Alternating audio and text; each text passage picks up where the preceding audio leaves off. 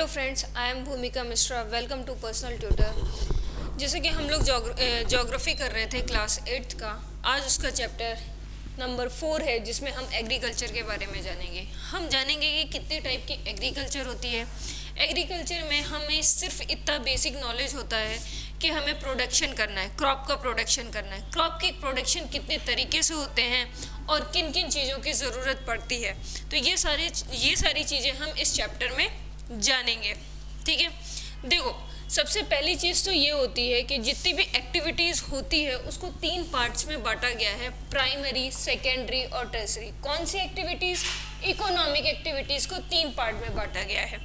Primary activities कौन सी activities होंगी? Primary activities वो एक्टिविटीज़ होती हैं जो डायरेक्टली रिलेटेड होती हैं रॉ मटेरियल्स से, जो कि जैसे मान लीजिए माइनिंग है, ठीक है, जो डायरेक्टली काम कर रहा है हमें कोई ना कोई चीज़ को पहुंचाने के लिए, वो होती है अर्थ से, या फिर अर्थ से रिलेटेड कोई भी चीज़ जो हम डायरेक्टली कनेक्ट करते हैं अर्थ से, वो आता है प्राइमरी एक्टिविटीज़ में, लाइक माइनिंग, लाइक एग्रीकल्चर। ठीक है, फिर क्वेश्चन ये उठता है कि एग्रीकल्चर भी जैसे हम लोग लैंड में करते हैं ना, इस वजह से ये जो है वो क्या कहते हैं, प्राइमरी सेक्टर में आता है। फिर क्वेश्चन उठता है कि सेकेंडरी किस में आता है। सेकेंडरी जो है वो एक्टिविटीज़ होती हैं जो प्राइमरी पे डिपेंड करती हैं। ठीक है, जो प्राइमरी पे डिपेंड करती हैं वो सेकेंडरी पे आती हैं। किस तरीके से? जैसे मान लीजिए कोई स्टील इंडस्ट्रीज है, ठीक है, स्टील इंडस्ट्री है, तो स्टील इंडस्ट्रीज को क्या चाहिए? आयरन चाहिए, ठीक है, आयरन चाहिए, मैग्नीज चाहिए, कोई ना कोई मिनरल चाहिए, तभी तो जाके वो स्टील बनाएगा ना। तो इसके लिए ये प्राइमरी जो चीज़ें मिल रही हैं ना, उसको चेंज कर रहा है, वो किस में आएगा? सेकेंडरी में। ठीक है, लाइक कोई ऐसी इंडस्ट्री है जो मोटर बना रही है, ठीक है, मोटर इन द सेंस कि कोई भी व्हीकल बना रही है, तो उनको जिन जिन चीज़ों की ज़रूरत है, मान लीजिए क्या क्या चीज़ों को क्या क्या रॉ मटेरियल्स लगेंगे, वो रॉ मटेरियल्स लगेंगे, लाइक प्लास्टिक लगेगा, ठीक है, प्लास्टिक लगेगा, आयरन लगेगा, मैग्नीज लगेगा, इस तरीके से और भी मटेरियल्स, लेदर लगेगा। ठीक है, ये सारी मटेरियल्स जो हैं वो यूज़ होते हैं। ठीक है, और इन सब मटेरियल्स को यूज़ करके वो कन्वर्ट करते हैं किसी न्यू प्रोडक्ट में। वो इंडस्ट्रीज़ जो होती हैं, वो एक्टिविटीज़ जो होती हैं, वो किस में आती हैं? सेकेंडरी एक्टिविटीज़ में। कोई भी ऐसी एक्टिविटी जो प्रोडक्शन करती है वो हमेशा सेकेंडरी में आती है। ठीक है, टर्सरी में कौन सी आती है? जो डायरेक्टली कस्टमर रिलेटेड होती है, जैसे सर्विस, जैसे मैं आपको पढ़ा रही हूँ, that is also a service, ये किस में आएगी? टर्सरी में। जैसे आप कस्टमर केयर को फ़ोन करते हो, तो जो कस्टमर केयर है वो किस में आएंगे? वो टर्सरी एक्टिविटीज़ में आएंगे। तो इस तरीके से पूरी एक्टिविटीज़ को बांटा गया है। यहाँ प्राइमरी एक्टिविटीज़ को बहुत अच्छे से डिफाइन किया गया है, include all the connected with extraction and production of natural resources. जो एक्सट्रैक्ट और प्रोडक्शन किया जाता है नेचुरल रिसोर्सेज का, वो किस में आता है? प्राइमरी एक्टिविटीज़ में। एग्रीकल्चर, फिशिंग, गैदरिंग, ये एग्जाम्पल्स हैं प्राइमरी एक्टिविटीज़ की। वहीं पे सेकेंडरी एक्टिविटीज़ कौन सी है? Concern with the processing of these resources. कौन से रिसोर्सेज? जो प्राइमरी में हमने एक्सट्रैक्ट किया है ना, उसी रिसोर्सेज को हम यूज़ करते हैं, प्रोसेस करते हैं, वो किस में आता है? सेकेंडरी एक्टिविटी में। क्या क्या आएगा? Manufacturing of steel, baking of bread, weaving of clothes, ये एग्जाम्पल्स होते हैं सेकेंड। ये चीज़ें मतलब आप समझ सको कि जैसे ब्रेड है, अब एग्रीकल्चर के थ्रू हम वीट का प्रोडक्शन कर लेते हैं। अब वीट के प्रोडक्शन को से हम वीट को फ्लोर में चेंज करते हैं और फिर उसको बेक्ड करते हैं, तो बेकिंग इंडस्ट्री भी किस में आती है? सेकेंडरी में आती है। मतलब जहाँ कोई भी प्रोसेस हो रहा हो और वो प्रोसेस जिसमें प्राइमरी एक्टिविटीज़ से प्रोड्यूस हुई चीज़ों का यूज़ हो रहा हो, वो किस में आता है? सेकेंडरी एक्टिविटीज़ में।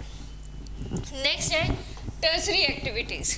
टर्सरी एक्टिविटीज़ जो है वो सपोर्ट प्रोवाइड करता है प्राइमरी और सेकेंडरी सेक्टर को। ठीक है, ये जो टर्सरी एक्टिविटी होता है, ये सेकेंडरी एक्टिविटी और प्राइमरी एक्टिविटीज़ को सपोर्ट प्रोवाइड करता है। कैसे? Through services like transport, trade, banking, insurance, advertising, ये सारी जो चीज़ें होती हैं ना, ये दोनों में होती हैं, प्राइमरी सेक्टर में भी होती हैं और सेकेंडरी सेक्टर में भी होती हैं, और उनको वो सपोर्ट प्रोवाइड करता है। That's mean tertiary sector is a supporting sector, आप बोल सकते हैं, ठीक है। अब एग्रीकल्चर के बारे में समझते हैं। देखो, एग्रीकल्चर प्राइमरी एक्टिविटी है, ये हमें समझ में आ गया। अब इसमें क्या क्या हम मतलब ग्रो कर सकते हैं, तो क्रॉप ग्रो कर सकते हैं, fruits, vegetable, flowers, rearing of live stock, ये सब चीज़ें जो है वो एग्रीकल्चर के अंदर ही आती हैं। और वर्ल्ड की 50% पॉपुलेशन जो है वो इस एक्टिविटी में, एग्रीकल्चर के एक्टिविटीज़ में इंडल्ज है, और इंडिया की 70%, 2/3 पॉपुलेशन, ठीक है, या फिर 70% पॉपुलेशन जो है वो एग्रीकल्चर पे डिपेंड करती है, ठीक है। अब सबसे बड़ी चीज़ आती है कि हमने समझ लिया कि भाई एग्रीकल्चर ये होता है, इतने सारे लोग डिपेंड करते हैं। अब बात आती है कि क्या कंडीशन होनी चाहिए एग्रीकल्चर करने के लिए। तो टोपोग्राफी की बात करें, कौन सी फेवरेबल टोपोग्राफी होती है, तो सबसे पहली चीज़ सॉइल अच्छा होना चाहिए, सॉइल फर्टाइल होना चाहिए। क्लाइमेटिक कंडीशन इस तरीके का होना चाहिए कि जब हमें रेनफॉल की ज़रूरत हो, जितनी टेम्परेचर की हमें ज़रूरत हो उतना टेम्परेचर अवेलेबल होना चाहिए। Vital for the agriculture activities, ठीक है। Land on the which crop is a grown is a arable land. जिस लैंड में एग्रीकल्चर हो पाता है उसे बोला जाता है अरेबल लैंड, ठीक है।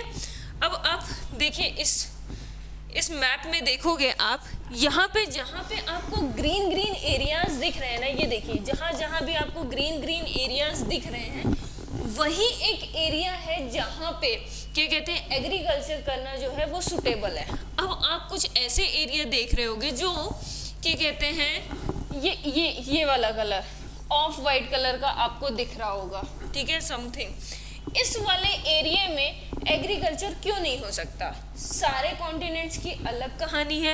यदि हम अफ्रीका की बात करें तो यहाँ पे सहारा डेजर्ट है, जिसकी वजह से डेजर्टिक एरियाज वो होते हैं जहाँ पे एवोपरेशन ज़्यादा होता हो और प्रेसिपिटेशन, दैट्स मीन रेनफॉल जो होता है वो कम होता है। तो उसकी वजह से यहाँ पे क्या कहते हैं फर्टाइल सॉइल हमें नहीं मिल पाती है, इसकी वजह से यहाँ पे एग्रीकल्चर नहीं होता। सेम कंडीशन यहाँ पे है, यहाँ पे भी डेजर्टिक एरिया है, सेम कंडीशन यहाँ पे भी है, डेजर्टिक एरिया है, ठीक है। और ये वाला जो रीजन है ना, ये प्लेटू वाला रीजन है, ठीक है। प्लेटू होने की वजह से, मतलब प्लेटू दैट्स मीन वहाँ पे पत्थर वाला एरिया है, ठीक है, स्टोनी एरिया है, तो वहाँ पे सॉइल तो है नहीं जिससे वहाँ पे वेजिटेशन की जा सके, ठीक है। यहाँ पे भी एक डेजर्ट है जिसका नाम है कालाहारी डेजर्ट, इसकी वजह से भी यहाँ पे नहीं हो पाता है। ये जो एरिया है ये पूरा का पूरा आइस से कवर है, इस वजह से वहाँ पे नहीं हो पाता। अब आते हैं साउथ अमेरिका में। साउथ अमेरिका में इस रीजन में इसलिए क्या कहते हैं एग्रीकल्चर नहीं हो पाता क्योंकि यहाँ पे एक अमेजन रिवर है और ये पूरा अमेजन बेसिन है, और यहाँ पे सबसे ज़्यादा डेंस फॉरेस्ट है, और उस डेंस फॉरेस्ट की वजह से यहाँ पे क्या होता है कि इतना ज़्यादा डेंस फॉरेस्ट है कि बोला जाता है कि ये वर्ल्ड के ऑक्सीजन का काम करता है, मतलब लैंड ऑफ ऑक्सीजन बोला जाता है वर्ल्ड का, ठीक है। यहाँ पे आइस कवर होने की वजह से नहीं है, यहाँ पे रॉकी माउंटेन्स हैं जिसकी वजह से यहाँ पे नहीं हो पाता है, ठीक है। ये पूरा का पूरा डेजर्ट, ऑस्ट्रेलिया में ये पूरा का पूरा डेजर्टिक रीजन है, इस वजह से वहाँ पे एग्रीकल्चर नहीं हो पाता है। तो ये सारी कंडीशंस होने की वजह से सबके कॉन्टिनेंट्स की अलग अलग कहानी है कि किस वजह से वहाँ पे एग्रीकल्चर नहीं हो पाता। और जो ग्रीन एरिया आप देख रहे हैं वहाँ पे एग्रीकल्चर बहुत अच्छा होता है, और सबसे ज़्यादा ग्रीन एरिया आप किसी कॉन्टिनेंट में देख रहे हैं तो वो यूरोप कॉन्टिनेंट है। यहाँ पे आप देखोगे ऑलमोस्ट प्लेसेस पे ग्रीनरी है, और यहाँ पे ऑलमोस्ट जगह पे क्या कहते हैं वेजिटेशन होता है, एग्रीकल्चर होता है, ठीक है। अब देखो एग्रीकल्चर के साथ साथ अपन ने पढ़ा ये क्रॉप एग्रीकल्चर, फ्रूट एग्रीकल्चर, ये सारे एग्रीकल्चर्स होते हैं, तो सभी को ना अलग अलग नाम दिया जाता है। अब देखिए एग्रीकल्चर, ठीक है, science and art of cultivation, जो कि soil, raising crop and rearing life stock, it is also called farming. Agriculture जो है ये साइंस है, आर्ट ऑफ कल्टीवेशन, ठीक है, जिसमें यूज होता है सॉइल को और क्रॉप को रेज किया जाता है, और रीयरिंग लाइफ स्टॉक भी एग्रीकल्चर का ही पार्ट है, ठीक है, और इसे फार्मिंग बोला जाता है। ये याद रखिएगा कि रीयरिंग लाइफ स्टॉक भी एग्रीकल्चर का पार्ट है। फिर आता है सेरीकल्चर, ठीक है, जो सेरीकल्चर है वो कमर्शियल रेयरिंग है। किसका? सेरी मीन्स क्या? सिल्क वॉर्म, याद रखिएगा, सेरी मीन्स सिल्क वॉर्म। तो सिल्क वॉर्म से जो एग्रीकल्चर किया जाता है वो सेरीकल्चर होता है, और ये जो सेरीकल्चर होता है वो कमर्शियल रेयरिंग होता है, ठीक है। It may supplement the income of the farmer, ठीक है। इसके बाद आता है पिशीकल्चर, ठीक है। पिशीकल्चर जो है, पिशी मीन्स आप याद रखिए, पिशी मीन्स होता है फिश, ठीक है। तो जो फिश की रेयरिंग करता है उसे क्या बोलते हैं? पिशीकल्चर बोलते हैं। Specially constructed tanks and ponds, और फिर उसके बाद पिशीकल्चर किया जाता है, ठीक है। फिर आता है विटीकल्चर। तो विटीकल्चर में विटी मीन्स क्या होता है? ग्रेप्स, ठीक है। तो विटी मीन्स होता है ग्रेप्स, तो ग्रेप्स का कल्टीवेशन क्या कहलाएगा? विटीकल्चर, ठीक है। फिर आता है लास्ट में हॉर्टिकल्चर। हॉर्टिकल्चर, हॉर्टी मीन्स ये याद रखिएगा जिसमें वेजिटेबल, फ्लावर्स, फ्रूट, ये तीनों चीज़ों का कल्टीवेशन जहाँ पे होता है उसे हॉर्टिकल्चर बोला जाता है। तो हमने कितने पढ़े? एग्रीकल्चर, सेरीकल्चर, पिशीकल्चर, विटीकल्चर और हॉर्टिकल्चर। 5 पॉइंट्स हमने पढ़े हैं, और ये पांचों पॉइंट्स बहुत इंपॉर्टेंट है एग्जाम पॉइंट ऑफ व्यू से, तो आप बहुत अच्छे से लर्न कर लीजिएगा। अब आता है फार्म सिस्टम, ठीक है। फार्म सिस्टम, एग्रीकल्चर और farming can be looked at the system. अब देखो, अपन ने एक जगह पढ़ा कि फार्मिंग क्या होती है, जहाँ पे लाइव स्टॉक और क्या कहते हैं एग्रीकल्चर दोनों किया जाए, क्रॉप को ग्रो किया जाए और लाइव स्टॉक भी हो, वहाँ पे उसको बोला जाता है फार्मिंग, ठीक है। तो agriculture, farming can be looked at the system, जहाँ पे इम्पॉर्टेंट इनपुट्स क्या हो? Seed, fertiliser, machinery and labours, ठीक है। अब देखिए, यहाँ पे 2 कंडीशन दी हुई है। एक farm system of a arable farms, जहाँ पे मशीनरी का भी यूज हो रहा है, सीड्स का भी यूज हो रहा है, केमिकल्स का भी यूज हो रहा है, प्लगिंग हो रही है और क्रॉप का आउटपुट निकल रहा है, ठीक है। Physical and human form system, जिसमें मशीन का कम यूज किया जाता है, जैसे ह्यूमन है, ठीक है। ह्यूमन है, sunshine, temperature, soil, slope, rainfall, मतलब मेजरली किस पे डिपेंडेंट है? हम यहाँ पे क्लाइमेटिक कंडीशन पे डिपेंडेंट हैं। इस वजह से क्या कहते हैं, ये physical and human form inputs होते हैं, ठीक है। अब देखिए, यहाँ पे दिया हुआ है टाइप्स ऑफ फार्मिंग। 2 तरह की फार्मिंग होती है, एक होता है सब्सिस्टेंस फार्मिंग और एक होता है कमर्शियल फार्मिंग। सब्सिस्टेंस फार्मिंग वो फार्मिंग्स होती है जहाँ पे जो फार्मर्स होता है वो खुद के यूज के लिए जितने प्रोडक्शन करता है उसे सब्सिस्टेंस फार्मिंग कहते हैं, और कोई फार्मर यदि उसको सेल आउट करने के लिए इतना प्रोडक्शन करता है कि वो सेल आउट भी कर सके, उसे बोलते हैं कमर्शियल फार्मिंग, ठीक है। यहाँ पे सब्सिस्टेंस फार्मिंग की डेफिनेशन दी हुई है, देख लेते हैं। This type of farming is a practice to meet the need of farmers family. Farmers की फैमिली के नीड्स को फुलफिल करने के लिए जो प्रोडक्शन होता है, जो एग्रीकल्चर की जाती है, उसे सब्सिस्टेंस फार्मिंग बोला जाता है। Traditionally low level of A technology and house hold labours जो है, मतलब कि जो स्मॉल फार्मर्स होते हैं उनके घर के लोग ही आपस में काम बांट कर और काम करके और प्रोडक्शन करते हैं, वो सब्सिस्टेंस फार्मिंग में आता है। अब सब्सिस्टेंस फार्मिंग को भी 2 पार्ट में बांटा गया है, इंटेंसिव सब्सिस्टेंस और प्रिमिटिव सब्सिस्टेंस फार्मिंग, ठीक है। तो इंटेंसिव सब्सिस्टेंस फार्मिंग क्या होती है? एक मिनट, इंटेंसिव सब्सिस्टेंस एग्रीकल्चर क्या होता है? The farmer cultivate a small plot of a land using the simple tools and more labours, ठीक है। Climate with the large number of a days with the sunshine and fertile soil permit to grow more than the 1 crop annually the sample pot, ठीक है। ये word पकड़िएगा, एक से ज्यादा crop grow करना, intensive, ठीक है। इंटेंसिटी क्रॉप की जो इंटेंसिटी है उतनी फार्मिंग करना इज इंटेंसिव सब्सिस्टेंस एग्रीकल्चर। अब देखो, यदि मैं फार्मर हूँ तो मैं सिर्फ और सिर्फ रोटी तो नहीं खाऊंगी ना, मुझे सिर्फ और सिर्फ वीट की तो ज़रूरत नहीं है ना, मुझे राइस की भी ज़रूरत है, मुझे क्या कहते हैं पल्सेस की भी ज़रूरत है, वेजिटेबल्स की भी ज़रूरत है। तो ये सारी ज़रूरत मैं कैसे फुलफ़िल कर पाऊँगी? तो यदि मैं सिर्फ अपनी फैमिली को फीड करने के लिए ग्रो कर रही हूँ तो मुझे ये सारी चीज़ें भी चाहिए, वीट भी चाहिए, मेज़ भी चाहिए, पल्स भी चाहिए, ऑयल सीड भी चाहिए।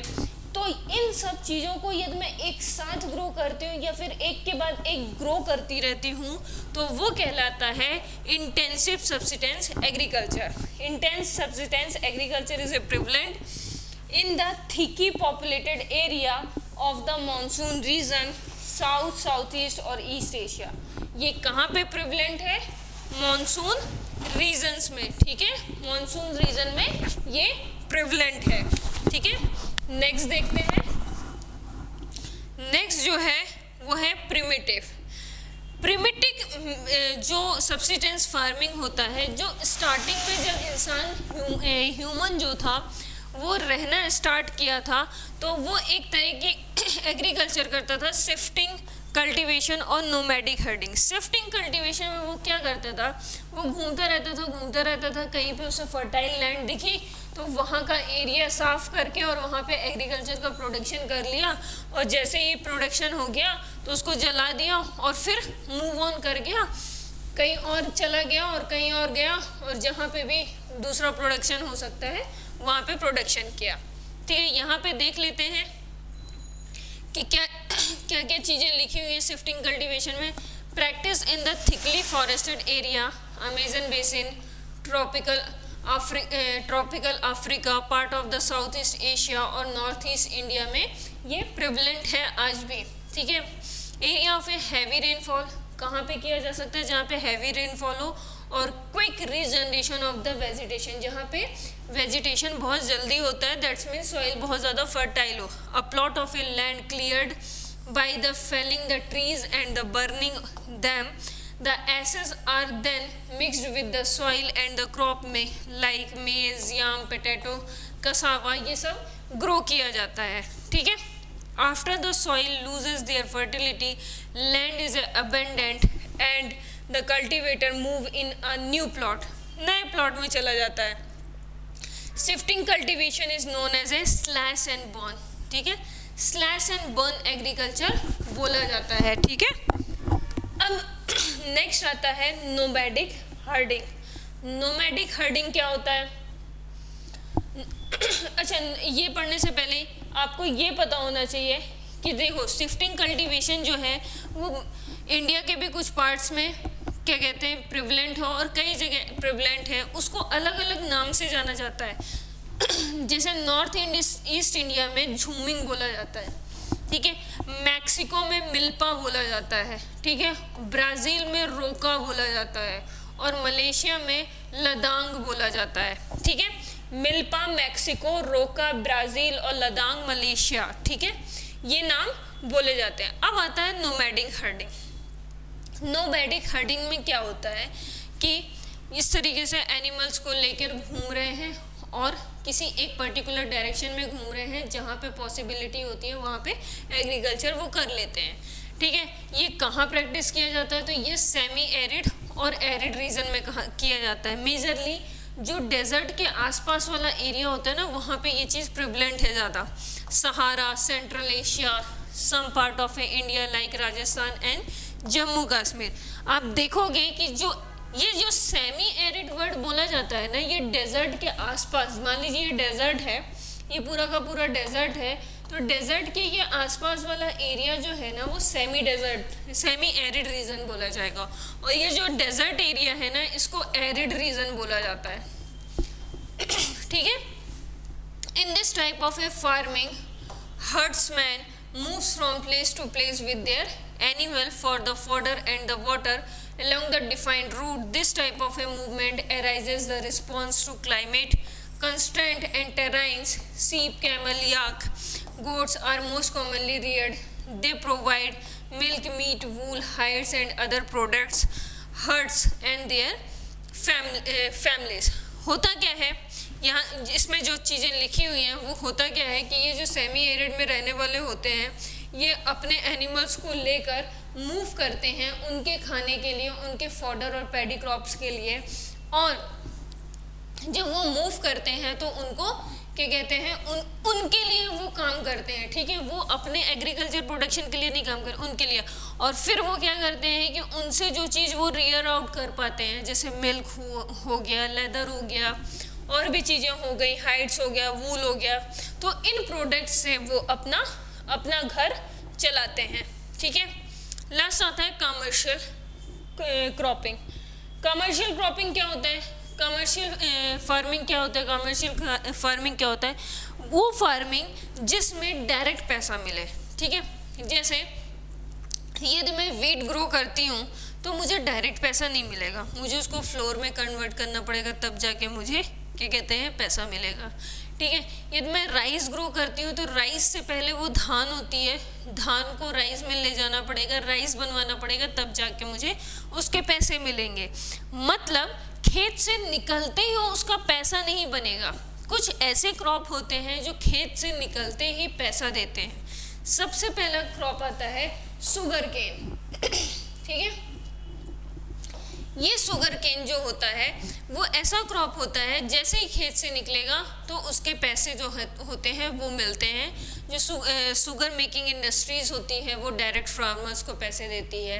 इवन क्या कहते हैं जो ये आप कई बार देखे होंगे शुगर केन का जो जूस निकालते हैं वो लोग भी डायरेक्टली कांटेक्ट करते हैं इनसे। दूसरा कॉटन, ठीक है। कॉटन का भी डायरेक्ट पैसा जो है वो खेत से जैसे ही क्रॉप निकलेगी, कॉटन निकलेगा और उनको वो पैसा मिल जाएगा, तो वो वैसे क्रॉप्स को बोला जाता है कमर्शियल क्रॉप, ठीक है। Crop are grown and animals are reared for sale in market, the area cultivated, the amount of a capital used in large. होता क्या है कि जैसे शुगर केन हुआ, कॉटन हुआ, सोयाबीन हुई, ऐसे क्रॉप्स को जब रेयर करते हैं ये लोग, एग्रीकल्चर करते हैं, क्रॉपिंग करते हैं, तो इसमें बहुत ज़्यादा इन्वेस्टमेंट लगता है सॉरी, इन्वेस्टमेंट भी लगता है और साथ में पैसा भी ज़्यादा लगता है, ठीक है। ऐसा नहीं है कि पैसा नहीं लगता, पैसा भी ज़्यादा लगता है। Commercial farming includes the commercial gain farming, mix farming और प्लांटेशन एग्रीकल्चर, ठीक है। तो इसमें 3 तरह की कमर्शियल फार्मिंग में क्या क्या इंक्लूड होता है। कमर्शियल फार्मिंग, ठीक है, मान लीजिए मैंने पूरे के पूरे खेत में गन्ने ही लगा दिया, शुगर केन ही लगा दिया, तो शुगर केन ही हो रहा है, ठीक है। कॉटन लगा दिया, that is commercial. Mixed farming भी होती है, अपन आगे पढ़ेंगे कि किस तरीके की मिक्स्ड फार्मिंग होती है। प्लांटेशन एग्रीकल्चर भी होता है। मान लीजिए कि पूरे खेत में मैंने पपाया लगा दिया, पूरे खेत में मैंने गुआवा लगा दिया, पूरे खेत में मैंने क्या कहते हैं नारियल लगा दिया, तो इस तरीके से भी ग्रो किया जाता है।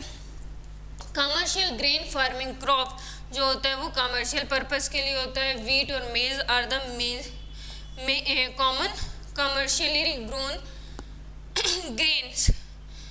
Major area where commercial farming is practiced are the temperate grassland. ये temperate grassland में ज़्यादा प्रैक्टिस किया जाता है, जैसे नॉर्थ अमेरिका, यूरोप, एशिया का जो अपर साइड वाला रीजन है वहाँ पे ज़्यादा ये प्रैक्टिस किया जाता है। ये वहाँ पे प्रैक्टिस किया जाता है जहाँ पे sparsely populated with the large farm spreading over the 100 of the hectares. मतलब जिनके पास बड़े बड़े लैंड्स हैं ना, अब मान लीजिए मेरे पास एक छोटा सा लैंड है 1 एकड़ का, तो मैं तो सिर्फ अपनी फैमिली के लिए ही ग्रो करना पसंद करूँगी ना, कि मुझे क्या कहते हैं अच्छा खाना मिले। लेकिन वहीं पे मेरे पास 100 एकड़ है, तो मैं ऐसा कुछ करूँगी कि मैं आधे पार्ट में कमर्शियल क्रॉप ग्रो करूँगी, जिससे नो डाउट इन्वेस्टमेंट ज़्यादा लगेगा, लेकिन जब ये क्या कहते हैं फसल तैयार होगी, क्रॉप जब क्या कहते हैं शो किया जाएगा, तब मुझे ज़्यादा पैसे मिलेंगे रिटर्न में।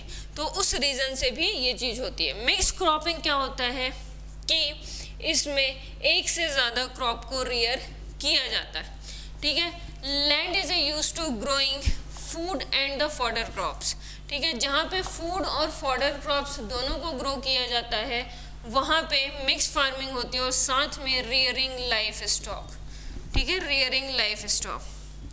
Europe, eastern USA, Argentina, south east Australia, New Zealand, south Africa, ये सारी जगह हैं जहाँ पे मिक्स फार्मिंग होता है। ठीक है। प्लांटेशंस क्या होता है? A type of a commercial farming where the single crop of tea, ठीक है, tea, coffee, sugar cane, cashew, rubber, banana, cotton are grown. ठीक है, ये सारी चीज़ें ग्रोन की जाती है। वो क्रॉप जो प्लांटेशन के थ्रू ग्रो की जाती है, क्या क्या, tea, coffee, sugar cane, cashew, rubber, banana, cotton, ये सब जो है वो प्लांटेशन क्रॉप्स कहलाती हैं, क्योंकि ये क्या कहते हैं, प्लांट लगा दिए जाते हैं और क्या कहते हैं, प्लांटेशन से। और ये प्लांटेशन ही एक तरह का टाइप है कमर्शियल फार्मिंग का। ठीक है। लार्ज अमाउंट ऑफ लेबर्स की ज़रूरत होती है, कैपिटल की ज़रूरत होती है। They produce major process on the farm itself and near by the factories. कुछ पार्ट, मेजर जो पार्ट होता है वो पूरा का पूरा खेत में हो जाता है और कुछ ही पार्ट बचता है जो फैक्ट्री में जाके उसको किया जाता है। Development of a transport network is thus the essential for the such farming. Plantation जो होता है, प्लांटेशन कमर्शियल फार्मिंग जो होती है, वहाँ पे ट्रांसपोर्ट की बहुत ज़्यादा ज़रूरत होती है, क्योंकि आपके पास जब अच्छा ट्रांसपोर्ट होगा तभी आपको अच्छे पैसे मिलेंगे आपके क्रॉप के।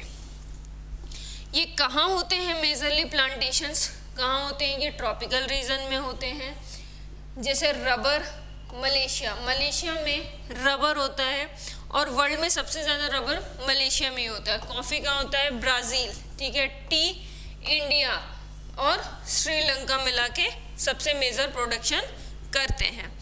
यहाँ तक हमने पूरा का पूरा ये समझा कि कितने तरह के क्रॉप्स होते हैं और कितने तरह के एग्रीकल्चर होते हैं, ये चीज़ समझी।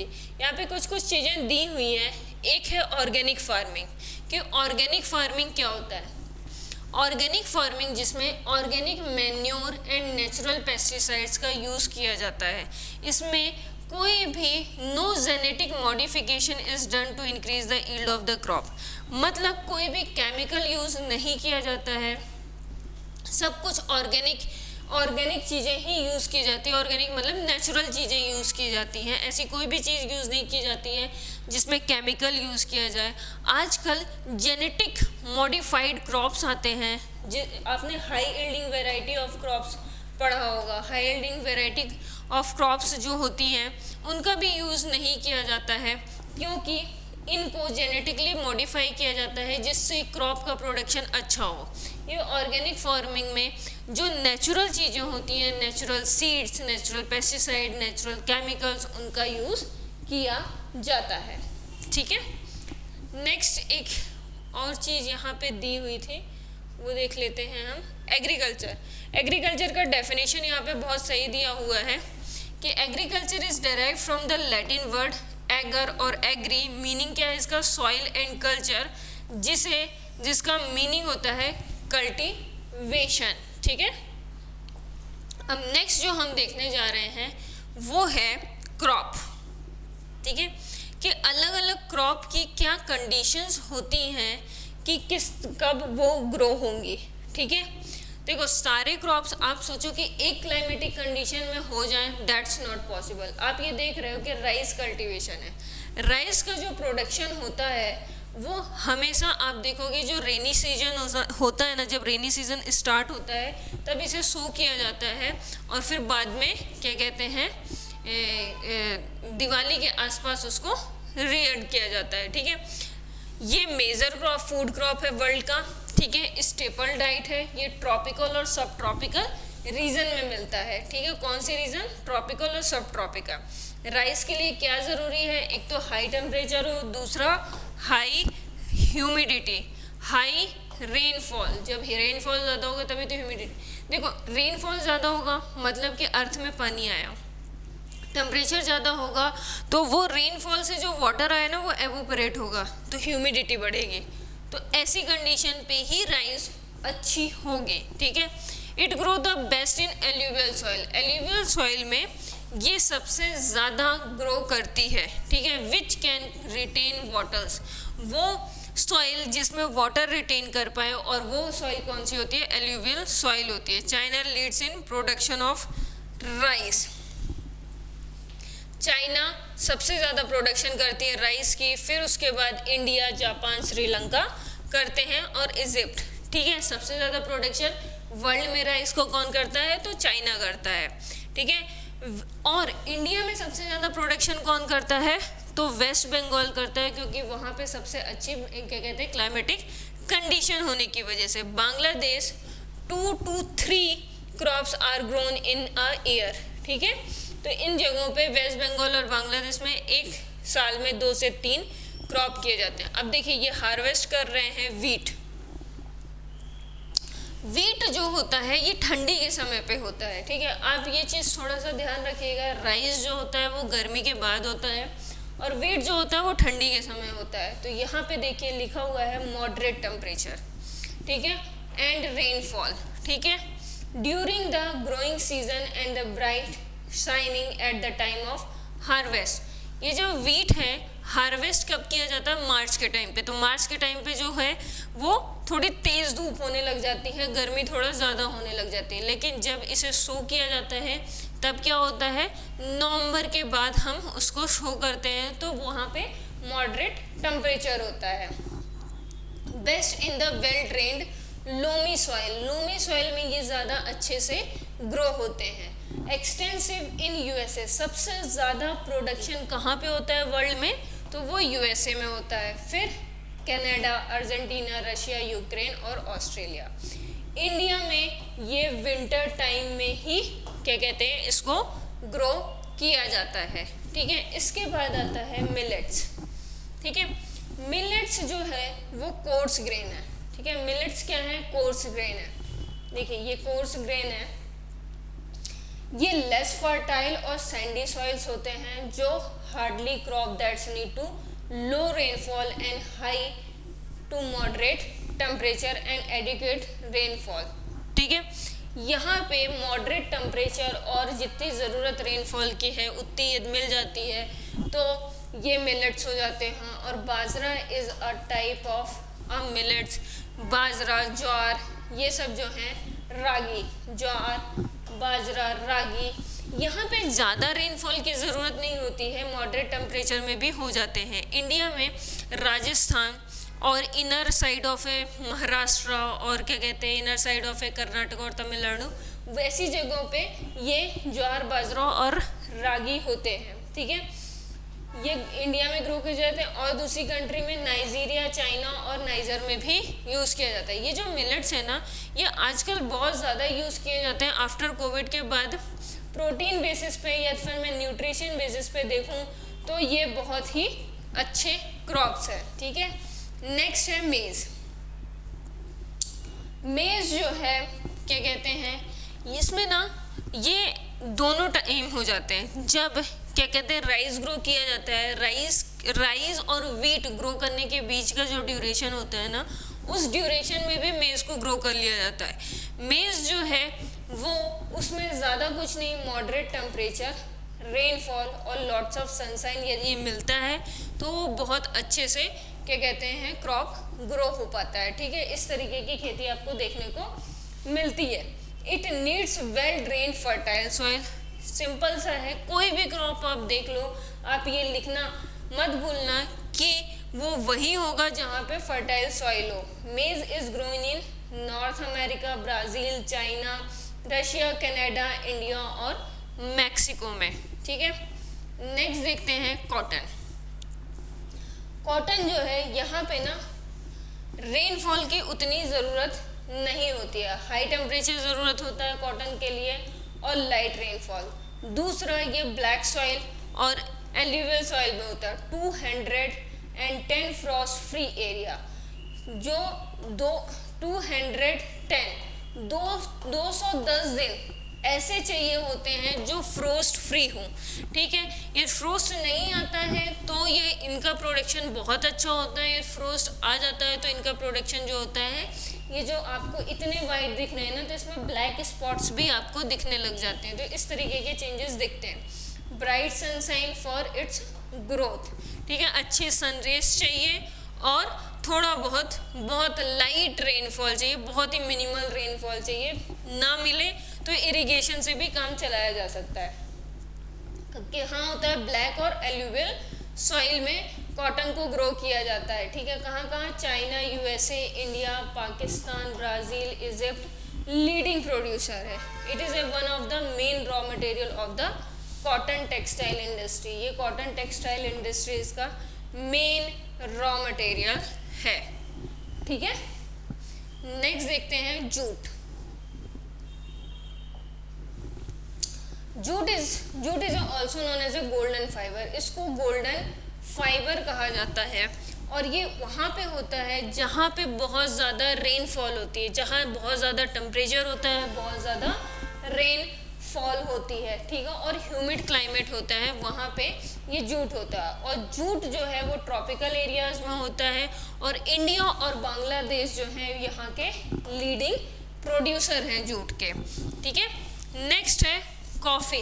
कॉफ़ी जो है requires warm and wet climate. ठीक है, वेल ड्रेन्ड लोमी सॉइल। ये मोस्टली जो है वो हिल स्लोप्स में होते हैं और ब्राज़ील जो है वो लीडिंग प्रोड्यूसर है। उसके बाद कोलंबिया और इंडिया भी क्या कहते हैं, कॉफ़ी का प्लांटेशन करते हैं। नेक्स्ट आता है ट्री। ठीक है, नेक्स्ट आता है टी।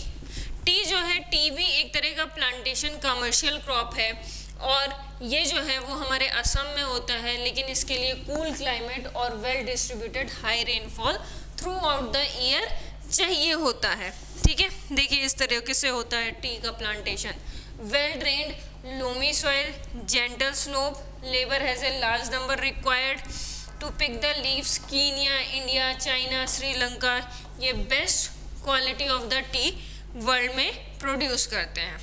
अब आता है एग्रीकल्चर डेवलपमेंट। किस तरीके से एग्रीकल्चर का डेवलपमेंट हुआ। देखो एग्रीकल्चर का जो डेवलपमेंट है ना, वो डिपेंड करता है कि किस तरीके का फार्मर है। ठीक है, ये मार्जिनल फार्मर है तो वो सिर्फ और सिर्फ अपने यूज़ के लिए प्रोडक्शन करेगा। वहीं पे यदि वो कोई ऐसा फार्मर है जो क्या कहते हैं दूसरों के लिए यूज़ कर, मतलब कि उसके पास लार्ज एरिया है, तो वो कमर्शियल क्रॉप जो है वो प्रोडक्शन करने की कोशिश करेगा। दूसरा, वो जो फार्मर है उसके पास कितना कैपिटल है, इससे भी डिपेंड करता है कि वो किस तरीके की फार्मिंग करेगा। देख लेते हैं, agriculture development refers to the efforts made a increase farm production in order to meet the growing demand of increasing population. ठीक है, और increasing the crop area, the number of a crop grown, improving irrigation facilities, use fertilizer, high yield variety of seeds, mechanism of agriculture also another aspect to agriculture development. The ultimate aim of the agriculture development is increase the food security.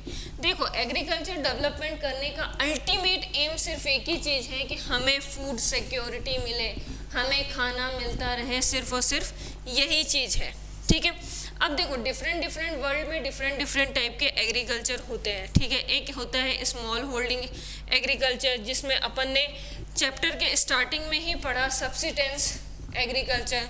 ठीक है, large holding वाले जो होते हैं वो commercial agriculture करना ज़्यादा पसंद करते हैं, जैसे यूएनएसए, कनाडा, ऑस्ट्रेलिया में लार्ज फार्मर्स ज़्यादा है। वहीं पे इंडिया की बात करूँ तो इंडिया में मार्जिनल फार्मर्स ज़्यादा हैं, जिसकी वजह से यहाँ पे जो क्रॉप होता है वो सब्सिस्टेंस फार्मिंग ज़्यादा होता है। लोग अपने खाने के लिए ज़्यादा प्रोडक्शन करते हैं as compare to commercial farming. ठीक है, तो इंडिया में ये चीज़ होती है। वहीं पे यूएसए में देखोगे तो यूएसए में क्या होता है कि लार्ज एरिया होता है। एक किसान के पास, एक फार्मर के पास 250 हेक्टेयर से ज़्यादा एरिया होता है। इतने बड़े बड़े फार्म्स होते हैं जहाँ पे वो इजीली एग्रीकल्चर करते हैं और इतने बड़े एरिया होने की वजह से यहाँ पे कमर्शियल क्रॉप्स ज़्यादा प्रोड्यूस होते हैं और उनको वो चीज़ ज़्यादा फ़ायदा भी करती है, क्योंकि कैपिटल जितना वो लगाते हैं उनको उतना रिटर्न मिल जाता है। वहाँ के फार्मर्स भी बहुत रिच होते हैं। यहाँ पे देखिए जो यूएसए में होता है, इस तरीके से जो पेस्टिसाइड, एरोप्लेन से पेस्टिसाइड्स का जो छिड़काव है वो किया जाता है, तो इस तरीके से फार्मिंग होती है यूएसए में, कनाडा में। वहीं पे इंडिया में मार्जिनल फार्मर ज़्यादा होने की वजह से, जिनके पास 2.5 हेक्टेयर एवरेज होता है, उसकी वजह से, और उनके पास उतना कैपिटल नहीं होता है, इस वजह से वो सब्सिस्टेंस फार्मिंग करना ज़्यादा पसंद करते हैं। ये डिपेंड करता है जगह जगह पर कि वहाँ के फार्मर्स क्या करना पसंद करते हैं, क्या क्लाइमेटिक कंडीशन है, और साथ ही कि उनके पास कितना कैपिटल और कितना एग्रीकल्चर फील्ड है। ये सारी चीज़ें डिपेंड करती हैं कि वहाँ पे किस तरह का क्रॉप होगा। होपफुली ये पूरा का पूरा चैप्टर समझ में आया हो तो अपने दोस्तों के साथ शेयर करें, चैनल को लाइक करें और सब्सक्राइब करें। Thank you.